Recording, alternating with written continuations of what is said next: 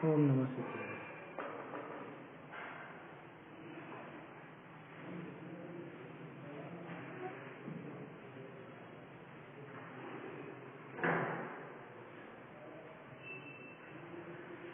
श्री जिन शासन गुरु नमो नानाविध सुखकार, आत्महित उपदेश करे मंगलाचार, करे मंगलाचार।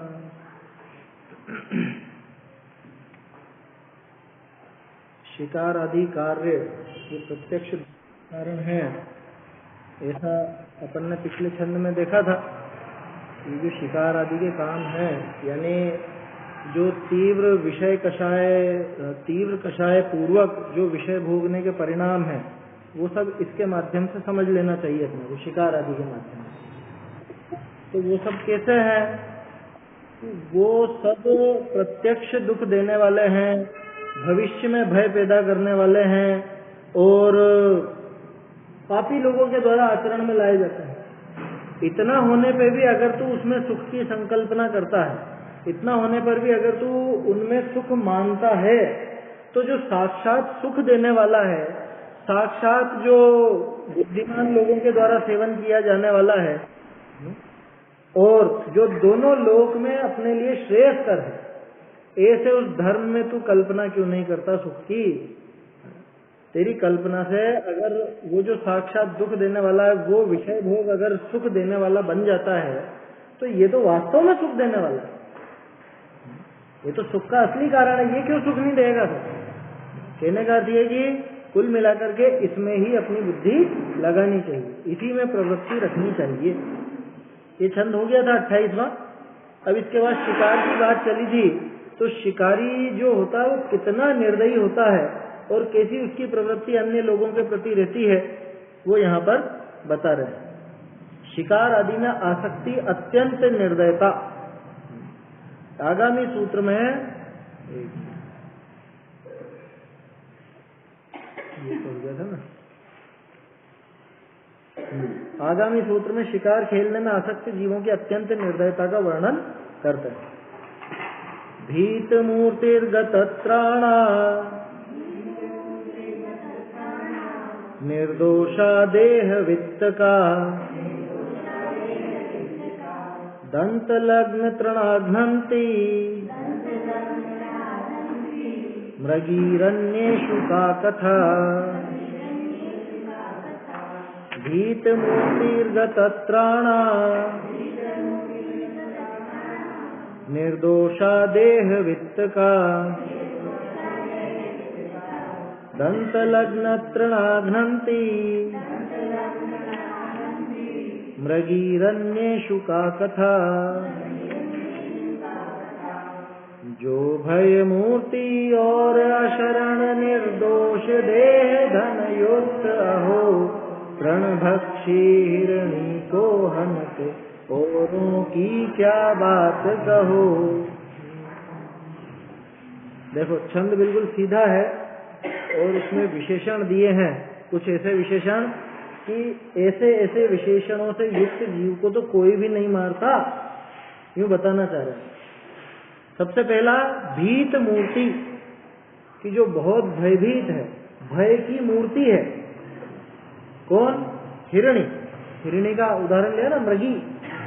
मृगी नीचे नीचे लिखा है यहाँ पे, मृगी रण्या अन्येषु का कथा। तो मृगी माने हिरणी। तो हिरणी कैसी होती है? एकदम भयभीत रहती है हमेशा। जरा सी चुटकी की आवाज हो, इसमें एकदम से कान खड़े हो जाते हैं, भाग जाती है। देखा होगा ना, कई बार वीडियो आते हैं इस तरह के जंगल के। तो हिरणी इतनी शंकाशील और इतनी भयवान रहती है, तो उसको भीत मूर्ति, भय की साक्षात मूर्ति ही कहा होता है। दूसरा गत त्राणा, त्राण माने रक्षा, कि जिसका कोई रक्षक नहीं है, जिसका त्राण जा चुका है, माने जिसकी रक्षा करने वाला कोई नहीं, जिसका कोई सहारा नहीं, उसको कहते हैं गत त्राण, और वो गत त्राणा है।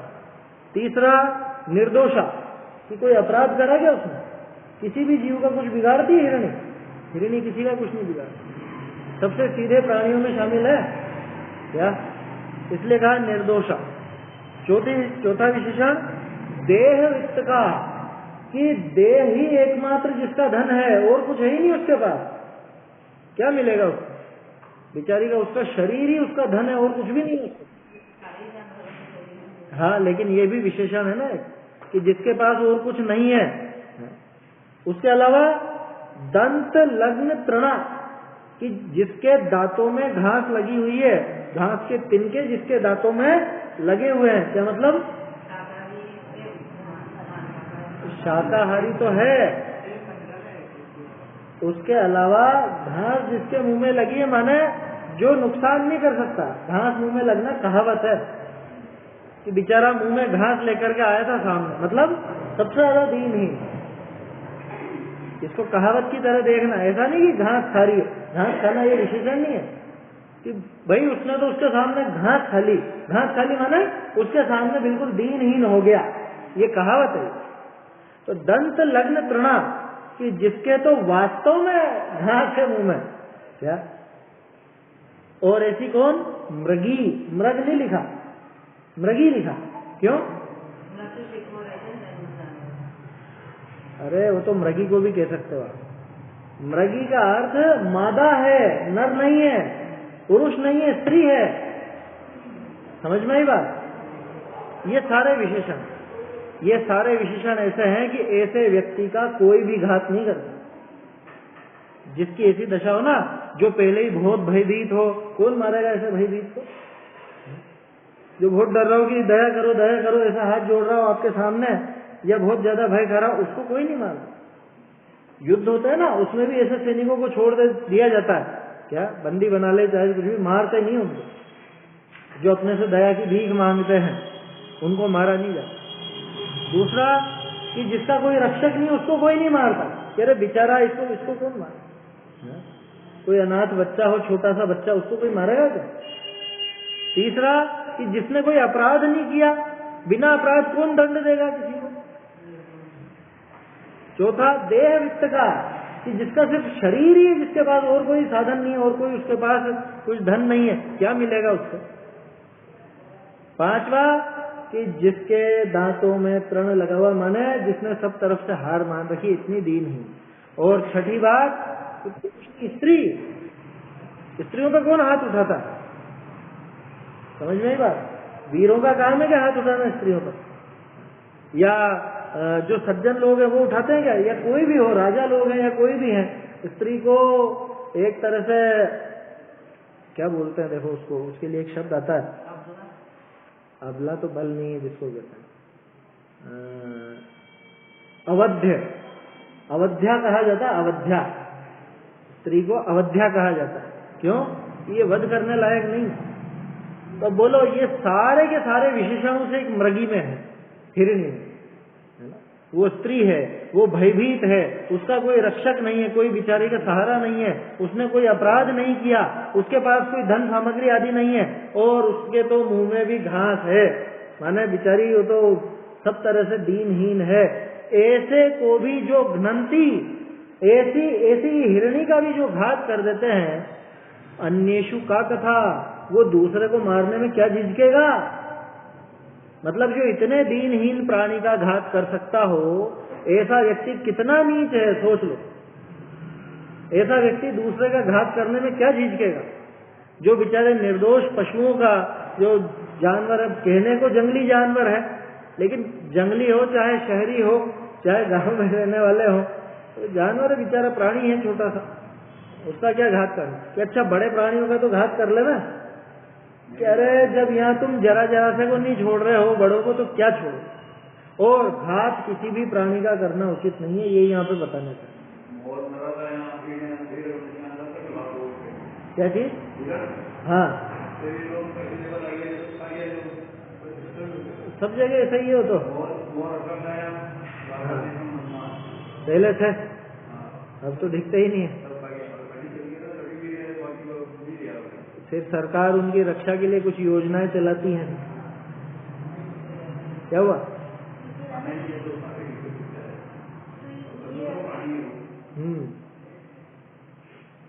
तो ये ऐसा उदाहरण दो एक इतने विशेषण इसलिए दिए कि भाई इनमें से किसी के एक भी विशेषण हो ना तो कोई उसका घात नहीं करता है, और इसमें तो पूरे ऐसे 6 विशेषण है हिरण्य में, फिर भी उसका घात कर रहा, माने कितना निर्दयी है। समझ में आई बात? इन 6 विशेषणों में से किसी एक भी विशेषण हो तो उसका घात नहीं किया जाता। सज्जन लोग ऐसे व्यक्ति का घात नहीं करते जो भयभीत हो, जिसका कोई रक्षक नहीं हो, जिसके पास कुछ और नहीं हो, जो निर्दोष हो, अपराध रहित हो, जो स्त्री हो, जो हर तरह से दीनहीन हो। अब इसमें तो सारे विशेषण आ गए, उसके बावजूद अगर इनका घात करते हैं तो अन्येषु का कथा, तो अन्य की तो बात ही क्या करें फिर। ऐसा व्यक्ति किसका घात नहीं कर देगा, ये सोचो। जो इतने निर्दोष प्राणी का, ऐसे दीनहीन प्राणी का घात कर देता है, उसके हृदय में कितनी ज्यादा निर्दयता है, ये दिखाना चाह रहे हैं। क्या हुआ? तो ऐसा तो कहा कि उनकी बस शरीर दर्द तो सब हाथ की काट, जिसके पास से कुछ भी नहीं मिलेगा भाई। जैसे डाका डालने वाले लोग किसको लूटते हैं कि जिसके पास कुछ है, कुछ मिलेगा, इससे उसके पास क्या मिलेगा? जानवर के पास, बेचारे के पास क्या मिलेगा? है समझ? नहीं तो कुत्ता भी, हाँ वो सब है ना, लेकिन उनमें कोई कह सकते हो कि कुत्ता तो हिंसक है, कुत्ता तो काट लेता है। हिरणी किसको काट रही है? वो खुद अपनी रक्षा नहीं कर सकती है। कुत्ता तो कर सकता है अपनी रक्षा, हिरणी कैसे रक्षा करेगी? गतत्राणा आया था ना, इसलिए वो अलग अलग विशेषण दिए, और वो सारे विशेषण इस एक हिरणी में गर्भित हो जाते हैं। तो जो इतनी कोमल है, या जो इतनी समझ लो दीनहीन है, ऐसे पशु को मारने में जो नहीं झिझकता, ऐसे पशु को मारने में जो नहीं झिझकता, वो अन्य को मारने में क्या झिझकेगा? उसके हृदय में कितनी ज्यादा, समझ लो क्या कहें उसको, नीचता भरी हुई है, कितनी ज्यादा हिंसा, कितनी ज्यादा उसके अदया है, ये बता रहे हैं। चलिए अर्थ देखते हैं। सरल है छंद तो। भयवान है मूर्ति जिनकी, अरे रक्षा करी रहित, अरे शरीर मात्र धन करी सहित, अरे दांतनी विषय लगे हैं तिने जिनके, ऐसी जे हरिणी तिनको मारे है, औरनी विषय अदया की कहा बात है। दूसरों में तो उसकी क्या बात करें। सरल है, भावार्थ देखिए है।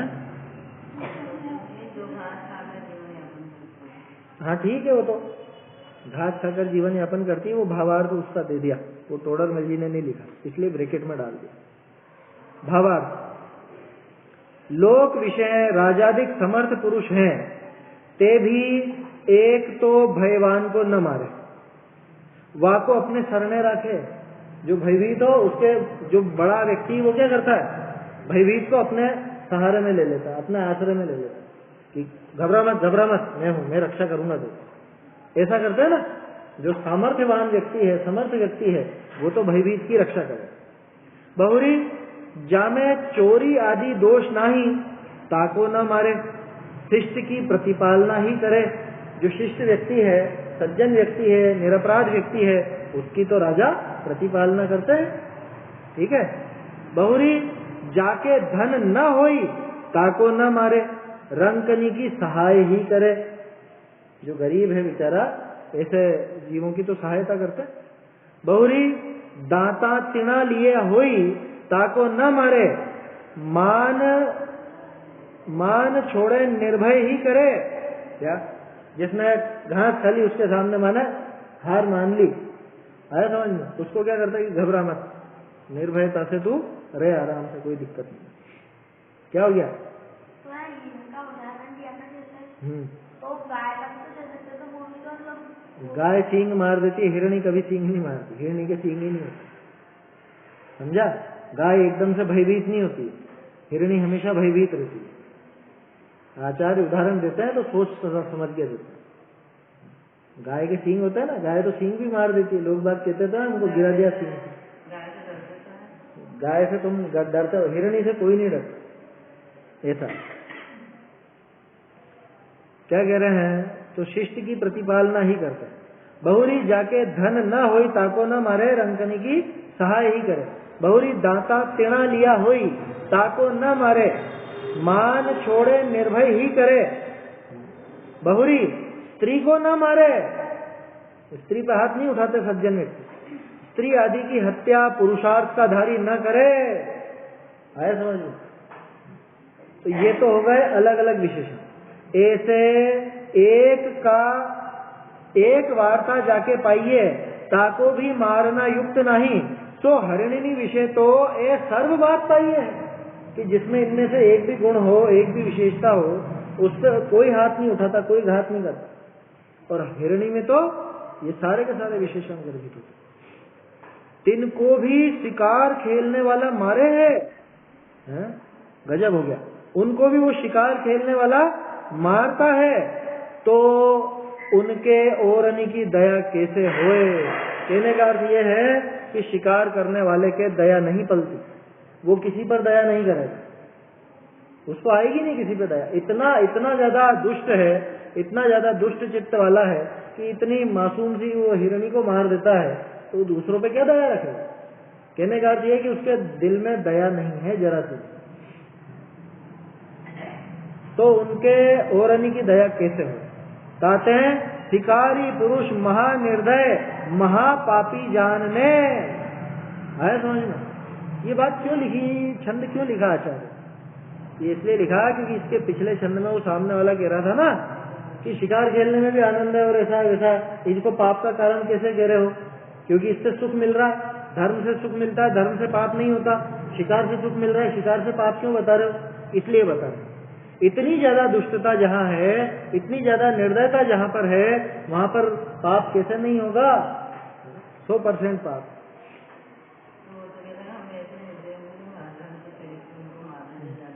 सवाल ही नहीं है ना, बता तो दिया, 6 उदाहरण दे दिए, 6 विशेषण दे दिए, एक भी विशेषण जिसमें होता है लोक में कहाँ उसकी हत्या की जाती, इसमें तो पूरे 6 के 6 बैठते।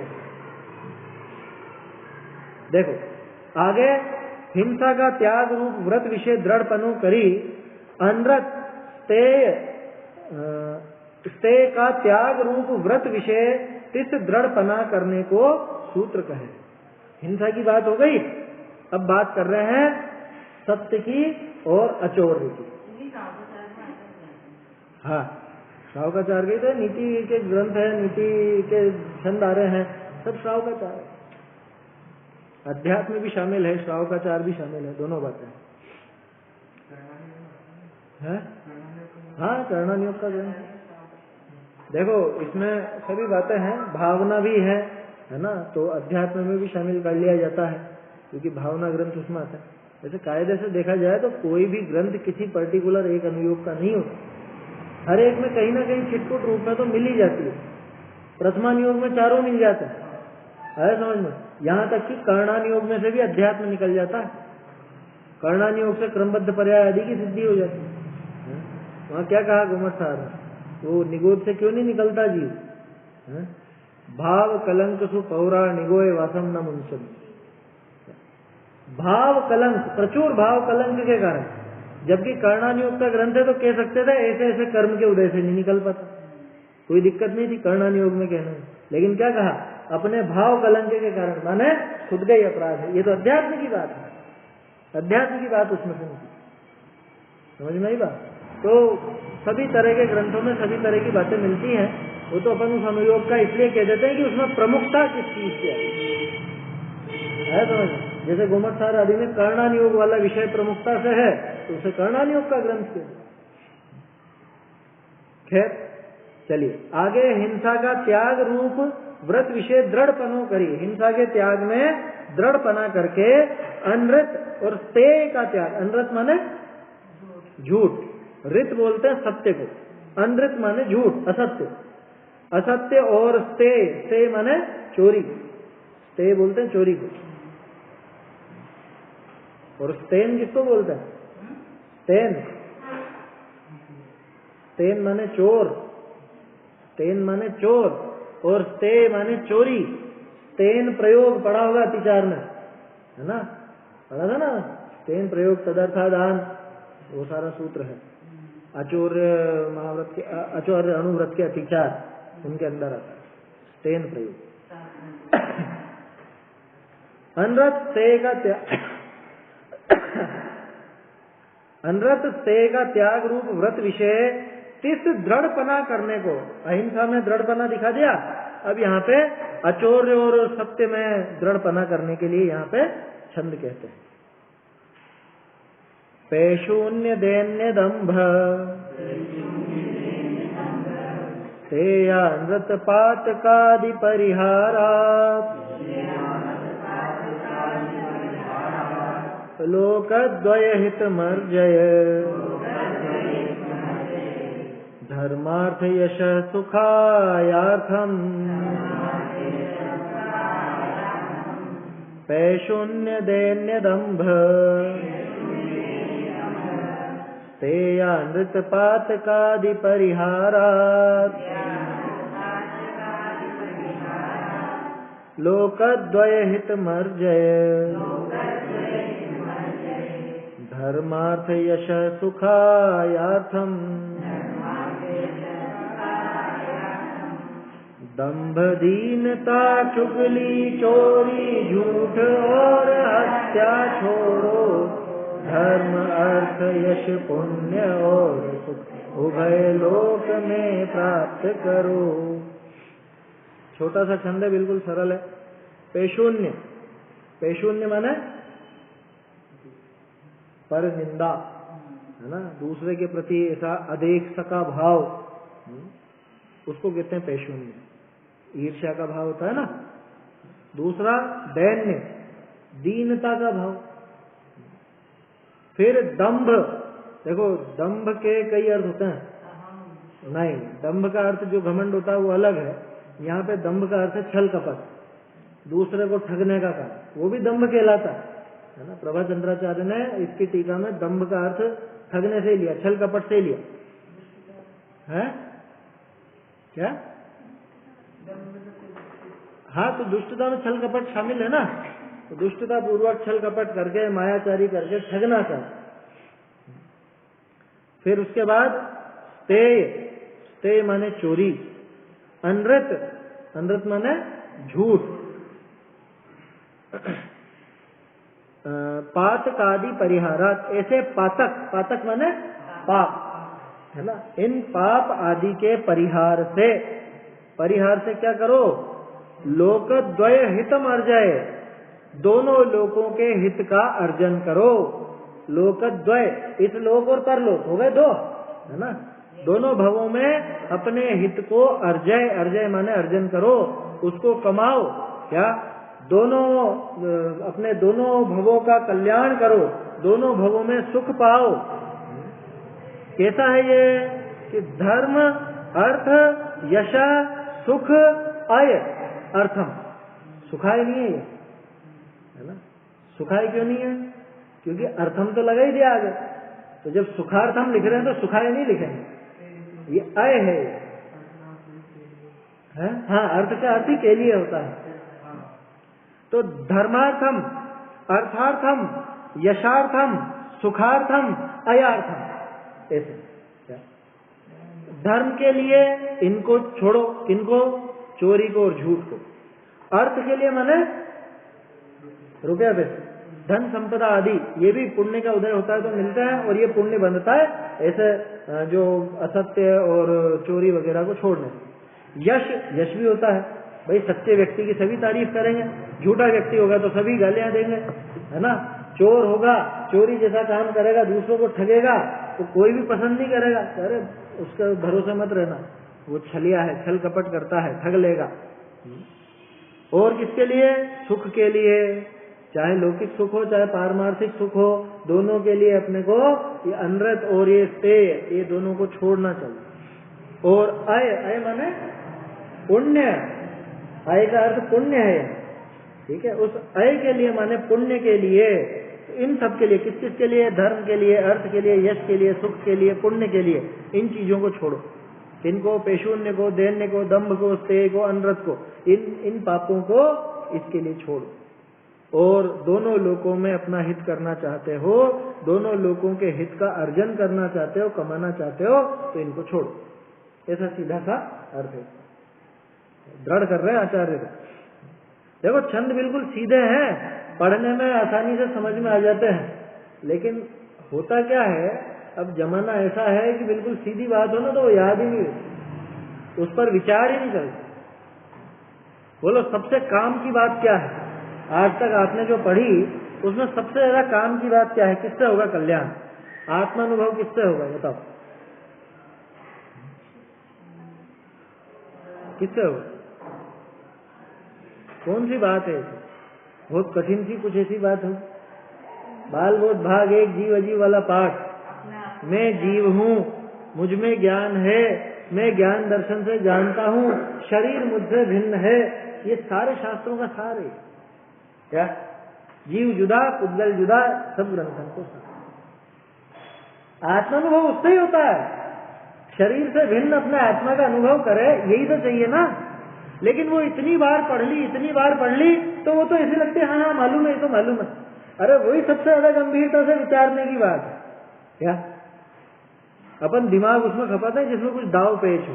अब ऐसी सीधी सीधी बात पढ़ने को मिलती है ना तो कोई अपना तो हाँ हाँ पढ़ ली, मालूम है, इसमें क्या है, ये तो मालूम है। अरे यही काम की बात है, ये चीजें छोड़ने लायक है। अभी अपन ने पढ़ लिया पेशून्य छोड़ो, छूटता है किसी का? पर निंदा 2 जने मिलके तीसरे की बात करते हैं कि नहीं करते हैं? अरे उनके यहाँ तो ऐसा हुआ, उन्होंने ऐसा किया, उन्होंने वैसा किया। देखो अभिप्राय किसी को सुधारने का हो ना, वहां तक तो फिर भी बात समझ में आती है। जैसा आचार्य देव उदाहरण देते हैं, पहले भी अपन बात कर चुके हैं इस बारे में, वो निंदा नहीं कहलाती। लेकिन यहाँ तो मजे आते हैं दूसरे की बात करने में। अरे देख लिया, खूब खूब करते थे ऐसी बातें, और उनका काम कैसा हुआ सब देख लिया हमने। यूं तो दूसरों को खूब उपदेश देते हैं, यूं तो दूसरों को सलाह देते करते हैं, खुद का ही काम बिगड़ गया। क्या? खुद की शादी ब्याह में खाने की कमी होगी, ये हो गया, वो हो गया, फला फला बातें। यूं तो दूसरों के सामने बड़ी डींग हाँकते हैं, सब जाके देख लिया।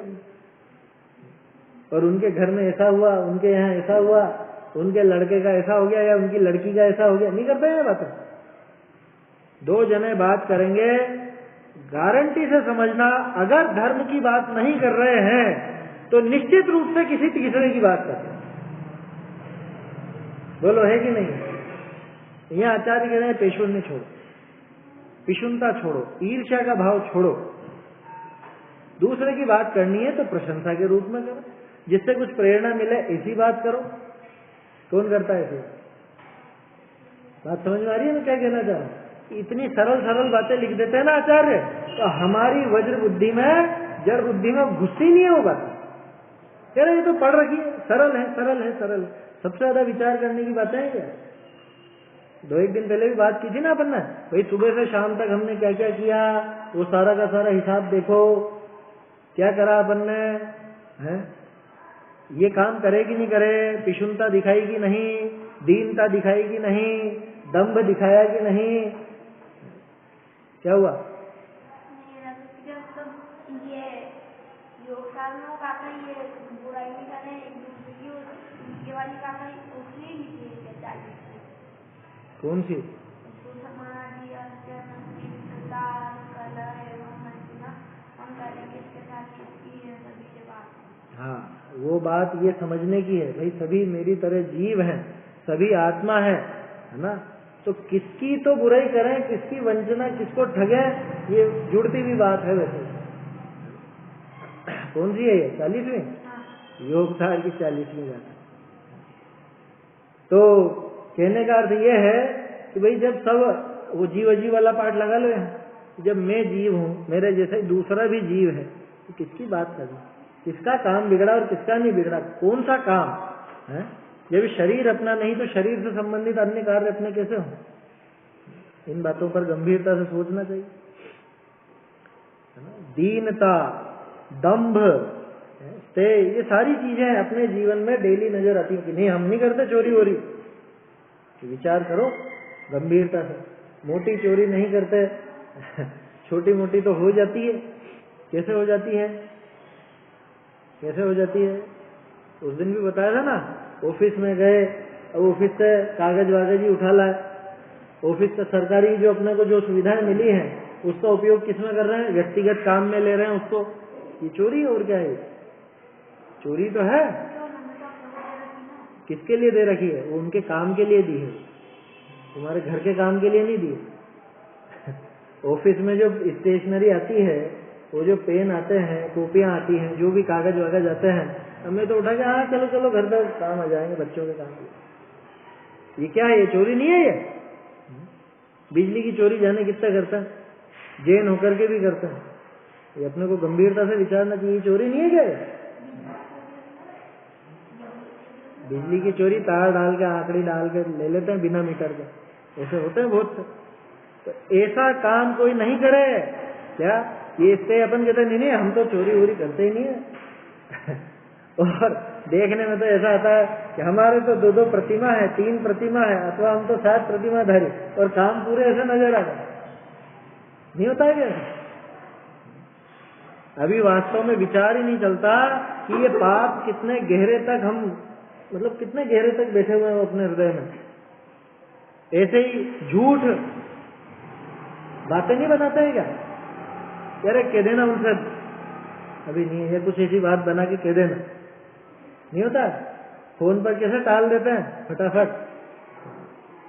तो ये सारा का सारा काम अपने को विचार करना चाहिए जिस स्तर पर। सरल है ना बात, इसलिए मैं आप पर ही छोड़ रहा हूँ। गंभीरता से अपना स्वयं की प्रवृत्ति पर लगा करके देखें कि कहाँ हम चोरी करते हैं, कहाँ ये झूठ में शामिल होगा, कहाँ ये पिशुनता में शामिल होगा, दीनता में शामिल होगा। दीनहीन तो किसी के भी सामने बन जाते हैं अपन, और फिर क्या कहते हैं, वक्त पड़ने पर गधे को भी बाप बनाना पड़ता है। आया समझ? बोलते हैं ना, इस तरह के डायलॉग मारते हैं कि मजबूरी का नाम महात्मा गांधी, अथवा गधे को भी बाप बनाना पड़ता है। माने कितनी कितनी इसके मन में दुष्टता पड़ी हुई है, जिससे काम निकालना है उसके प्रति इसको आदर नहीं है, पहली बात तो। दूसरी बात, काम निकालने के लिए वो दीनता दिखाने लग जाता है, जरा जरा सी चीज में दीनता दिखाने लग जाता है। नहीं होता है क्या? अरे साहब ले देके कर लो, थोड़ा बहुत देख लो जो भी है। अरे भाई तुम्हारा काम अगर सरकारी जो कुछ भी काम है वो जिस तरह से होता है उसको प्रॉपर तरीके से करो ना, क्या दिक्कत है उसमें? ये सारी चीजें हमारे जीवन में घटित होती हैं। फर्क इतना है कि अपने को नजर नहीं आती कि हम कब चोरी कर जाते हैं, कब हम झूठ बोल जाते हैं, कब हम पिशुनता कर लेते हैं, कब हमारे दीनता आ जाती है सामने। दीनता भी मान कषाय का ही रूप है।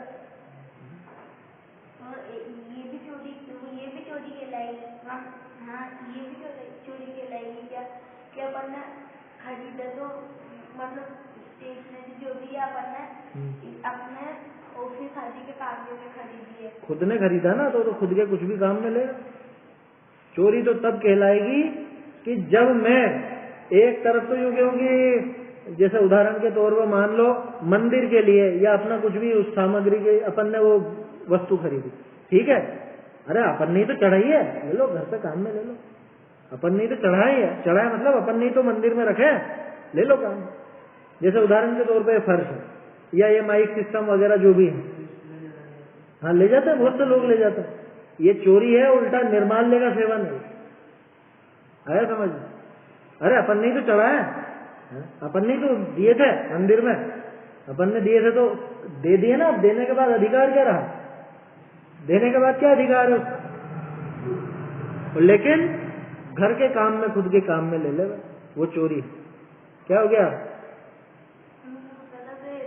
जैसे कुछ भी अपने पैसा पर कितने रुपए डालता है, गलती से गिर जाना मतलब अपने पैसे, वो अलग चीज है। गलती से हो जाना अलग बात है, और बुद्धिपूर्वक जो काम किया गया वो अलग बात है।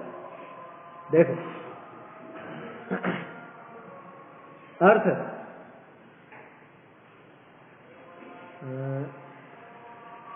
पेशून्य,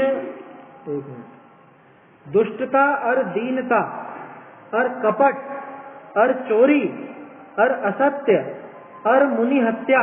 देखो इसमें मुनि हत्या अलग जोड़ा है, इसमें हत्या दिया, हस्तलिखित में मुनि हत्या है। और मैं दूसरी ढूंढारी देख रहा था, उसमें भी दोनों रूप मिलते हैं, है ना। किसी किसी ग्रंथ में हत्या है और किसी किसी ग्रंथ में मुनि हत्या लिखा है। कोई भी जो अपना साधर्मी हो, जो धर्म मार्ग पर लग रहा हो, उसका घात करना। आदि पातक, वैसे मुनि हत्या ज्यादा जमेगा नहीं, क्योंकि सामान्य रूप से हत्या का ही निषेध है, तो फिर मुनि हत्या तो बहुत बड़ी बात हो जाती है। हाँ हत्या का किसमें से निकाला, इनने अर्थ पातक में से निकाला, ठीक है। पातक का अर्थ पाप भी होता है और पातक का अर्थ हत्या भी होता है ना। मतलब जिसमें कुछ मरने जैसी बात हो वो भी होती है। वैसे भी कहते तो है वो सूतक पातक, कोई मर जाता जब तो लगता है पातक और पैदा होने पे लगता है सूतक, लगता वगता कुछ नहीं है, वो कहावत है जो बता रहा हूँ मैं, है ना। वो अभी अपना विषय नहीं तो उसकी मीमांसा में समय लग जाएगा। देखो, और असत्य और मुनि हत्या आदि पातक इत्यादि पाप कार्य का त्याग करने ते हे भव्य तू दो लोक संबंधी हित का उपार्जन करी, दोनों लोक संबंधी हित का उपार्जन कर। यहाँ प्रयोजन कहे है धर्म अर्थ जस सुख पुण्य, इनके अर्थ ऐसा कार्य करी ऐसे हमको प्रेरे है। क्या ऐसा हमको प्रेरणा दे रहे आचार्य देव कि तू अगर धर्म चाहता है, तू अगर यश चाहता है, तू अगर अर्थ चाहता है, धन चाहता है और सुख चाहता है, पुण्य चाहता है, तो तू इन सबका त्याग कर। ये जो पाप है इन सबका त्याग कर। देखिए भावार्थ, अनृत ते विषय गर्भित ऐसा दुष्टपना, दीनपना, ठिगपना, चोरपना, असत्य बोलना, महापाप रूप पातक कार्य करना इत्यादि कार्य तिन्हीं का त्यागना योग्य है। देखो क्या कहा टोडरमल जी ने, अनरत और अस्तेय, अनरत और स्तेय इन दोनों में शामिल हो जाएंगे। ऐसा कौन? पेशून्य, दैन्य, दंभ, ये सब इसमें शामिल हो जाएंगे, क्योंकि पेशून्य और दैन्य ये दोनों तो असत्य में शामिल हो जाएंगे, और ये जो दंभ है, ठगने वाली बात है, ये चोरी में शामिल हो जाएगी। आया समझ में? इस तरह से उसमें गर्भित हो जाते हैं। इनका त्याग करना योग्य है। इनका त्याग इस लोक परलोक विषय हितकारी है। जाते हैं इनके त्यागते अणुव्रत महाव्रत, महाव्रत रूप धर्म हो है। गजब की बात है, चाहे श्रावक हो चाहे मुनि हो, इनके लिए व्रत कौन से बताए? यही तो बताए, हिंसा का त्याग, झूठ का त्याग, चोरी का त्याग, यही सब चीजें तो बताई हैं। और ये ही उनके धर्म के साधन है। असली मुनि धर्म का बाहरी रूप है महाव्रत, असली श्रावक धर्म का बाहरी रूप है अणुव्रत, और उसमें ये सब चीजें शामिल हैं।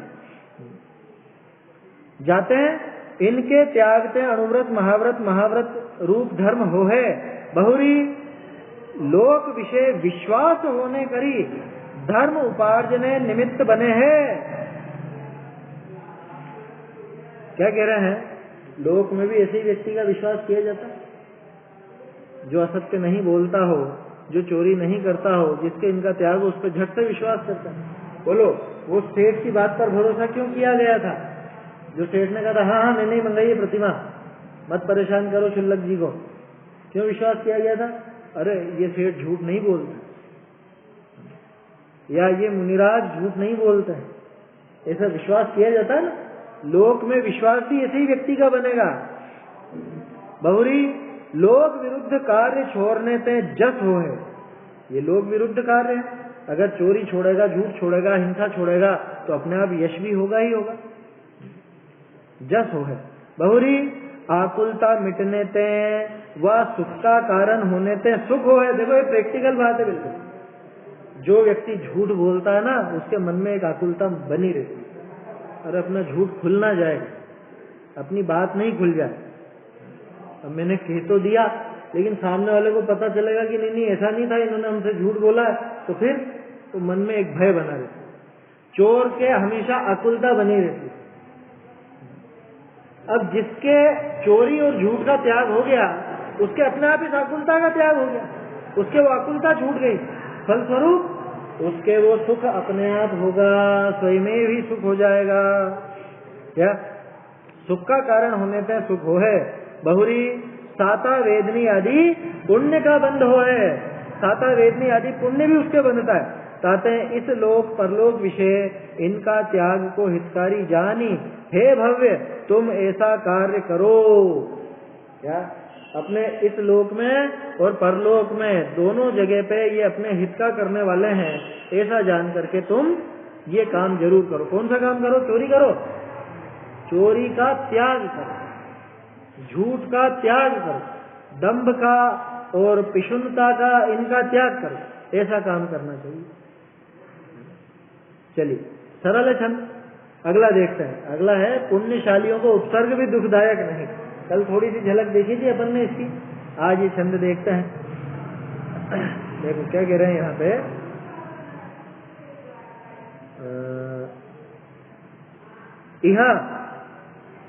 इहा तर्क जो व्रतिनी के भी उपसर्ग दुख आए अपनी रक्षा के अर्थी हिंसा अनृत आदि पाप का कदाचित होई, ऐसा तर्क किए यहाँ सूत्र कहे। देखो कितना बढ़िया तर्क है इसका। क्या कह रहा है वो कि भाई कोई उपसर्ग आएगा, कोई ऐसी परेशानी आ जाएगी, तब तो खुद की रक्षा के लिए झूठ वगैरह बोलेगा कि नहीं बोलेगा? है चोरी वगैरह करनी पड़े, कुछ ऐसा काम करना पड़ेगा तो खुद की रक्षा के लिए करेगा कि नहीं करेगा? खुद के ऊपर उपसर्ग आने पर तो करेगा ना। जैसे मान लो राजा दंड देना आ गया कि बताओ किसने किया ये काम, उसको मैं फांसी की सजा दूंगा, क्या करूं फिर? मैं तो झूठ बोलूंगा ही सही ना, बचने के लिए। क्या कह रहे हैं यहाँ पे, व्रतधारियों को भी उपसर्ग या दुख आने पर अपनी रक्षा के लिए कदाचित हिंसा झूठ आदि पाप हो जाते हैं। आप हम सर्वथा क्यों छोड़ा रहे हो इनको? हिंसा झूठ थोड़ा बहुत तो चलेगा कि नहीं चलेगा? खुद की रक्षा के लिए, परिवार की रक्षा के लिए, है तो भाई चलेगा कि नहीं?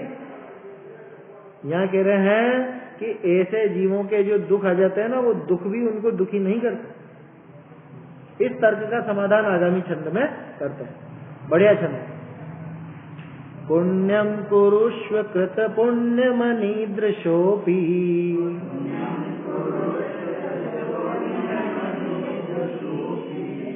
नोपद्रवोऽभिभवति प्रभवेच्च भूत्ये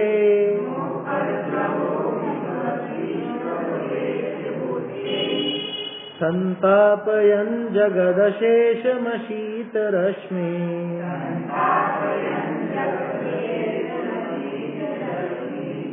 पद्मेषु पश्य विदधाति विकासलक्ष्मी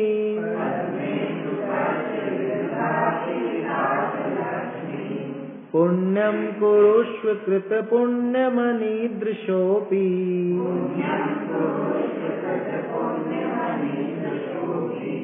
नोपद्रवोऽभिभवति प्रभवेच्च भूत्ये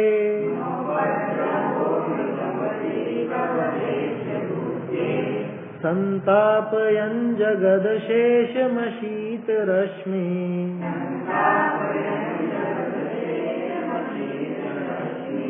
पद्मेषु पश्य विदधाति विकासलक्ष्मी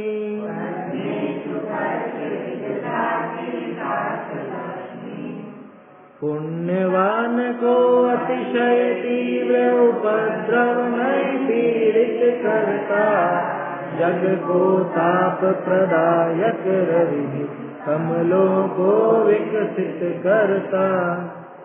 बहुत बढ़िया छंद है। देखो छंद की रचना भी ऐसी है, अनुप्रास अलंकार साफ साफ नजर आ रहा होगा, है ना। पुण्यम कुरुष्व, कि तू पुण्य कर। क्यों कर? कि कृत पुण्यम अनीदृशोपि उपद्रवो न अभिभवति। क्या कह रहे हैं कि कृत पुण्यम, कि जो कृत पुण्य है, कि जिसने बहुत पुण्य किया है। पुण्य का अर्थ यहाँ पे उस धर्म से समझना, व्यवहार धर्म जिसको अपन कहते हैं, ठीक है, शुभ भाव। कृत पुण्यम, कि जिसके पल्ले पुण्य होता है, जिसने पुण्य बांधा है, उसको अनिदृशोपि, अनिदृशोपि मतलब कि जिसके बारे में कभी देखा नहीं हो, कभी सुना नहीं हो, माने अनदेखा, पता नहीं क्या आपदा आएगी, जिसके बारे में आप कल्पना नहीं कर सकते। कहने का अर्थ यह है, जैसा दुख जगत में किसी ने नहीं देखा हो, ऐसा उपद्रव आने पर भी न अभिभवती, वो उसका अभिभव माने उसको दुख नहीं देता। समझ में ही बात? कैसा उपद्रव? कि जिसके बारे में कभी न देखा हो न सुना हो, ऐसा उपद्रव भी अगर सामने आ जाए तो कृत पुण्य जीव को वो अभिभूत नहीं करता, उसका अभिभव नहीं करता, है ना। प्रभवेत, प्रभवेत तो किसके लिए प्रभवेत? प्रभवेत माने होता है, होता है किसके लिए होता है? भूत्ये, भूति के लिए होता है। भूति माने विभूति, ऐश्वर्य, कि वो जो उपद्रव है वो उपद्रव भी ऐसे पुण्यवान जीवों के लिए तो विभूति का कारण बन जाता है समझ में। अरे भक्तामर स्तोत्र में जो 38वें से लेके 46-43वें छंद तक 8वां छंद बताया ना, क्या बताया?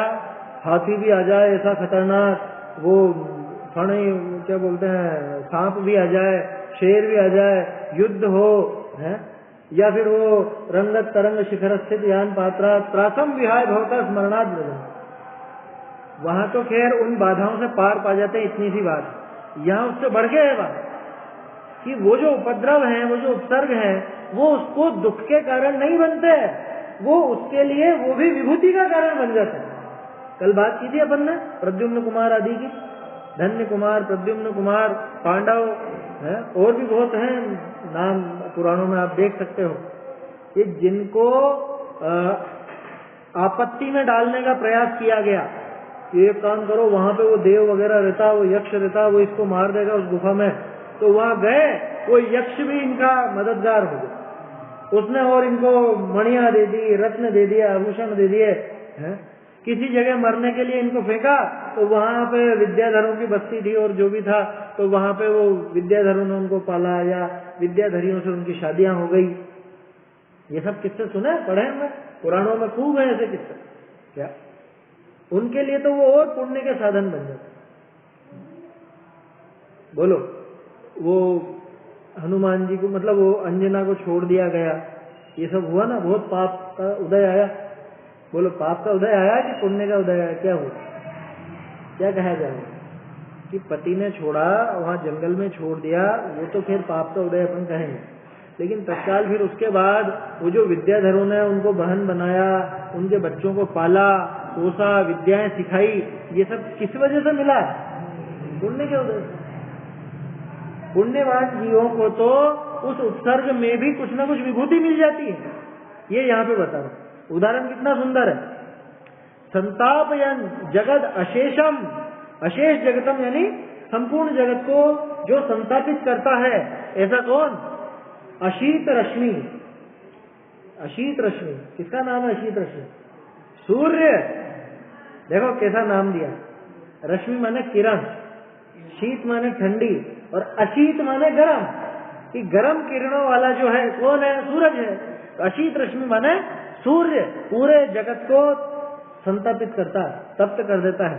लेकिन पश्य, देखो, पद्मेशु विदधाति विकास लक्ष्मी, पद्मों में तो यानी कमलों को तो वो खिला देता है, सारे जगत को भले आतापित कर देता हो, है ना, संतप्त कर देता हो, तपा देता हो, लेकिन कमलों को, कमलिनियों को तो वो खिला देता है, उनको तो विकास लक्ष्मी प्राप्त होती है। नहीं सूखता, कमल की बात कर रहे, कमल तो खिलता ही तभी जब सूरज उगे, सूरज नहीं उगता तब तक बंद रहता है। समझ में आई बात? तो ऐसा जो अशीत रश्मि है, भले ही सारे जगत को वो संतापित करता हो, लेकिन पद्म यानी कमल के लिए तो वो विकास लक्ष्मी देने वाला ही होता है। ठीक उसी तरह से जिस जीव के बहुत पुण्य बांधा हुआ है, जिस जीव ने जो कृत पुण्य है, उसको ये उपद्रव, ये उपसर्ग आदि कोई परेशानी नहीं देते, बल्कि ये उपसर्ग आदि किसके कारण बनते हैं? भूत्ये प्रभवे, है ना, भूति के लिए, विभूति के कारण बन जाते है। समझ? अभी समय हो गया है, इस छंद का अर्थ और भावार्थ अपन कल देखेंगे। सहजानंदी शुद्ध स्वरूप अविनाशी है आत्म स्वरूप।